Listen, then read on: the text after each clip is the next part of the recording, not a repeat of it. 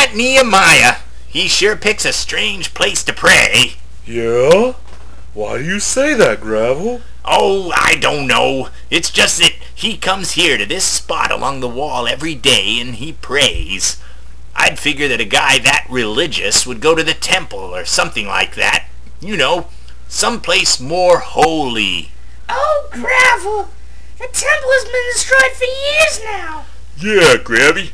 What, do you have sand for brains? All of Jerusalem is in shambles.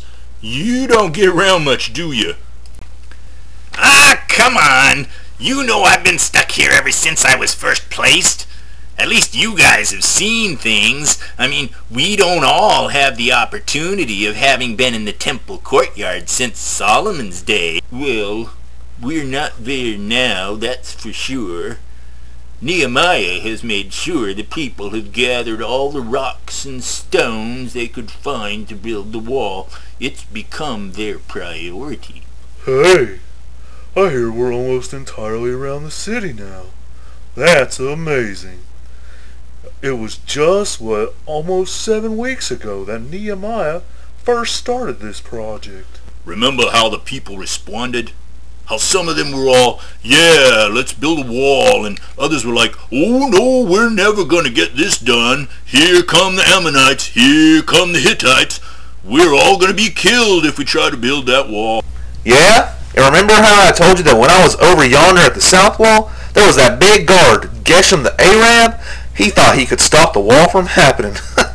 It was so funny how something always happened that would stop the enemies of Jerusalem from attacking.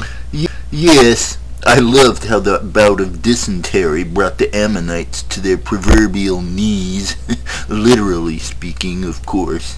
It's so hard to convince someone from the outside that when God is behind the work, nothing can hinder its progress. It's almost as if God was always working in the background to make sure things would go the way God wanted, like he was protecting his work.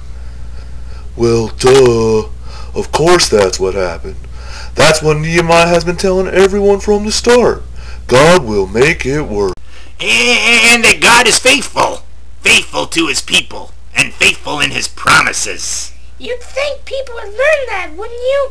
I mean, God shows so much compassion on these people by carrying them through all this. Yet, even some of the Hebrews are complaining about having to do the work. Nehemiah and his followers have been faithful, though. God has helped them with that. In addition to building this wall, he's helped them build on their faith and power. Yeah, this wall has become something very holy.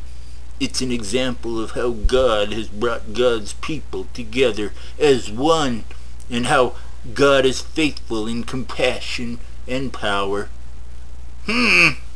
It's good to be a part of such a solid reminder. Kinda like we're pointing to God's faithfulness. Here, there, and everywhere.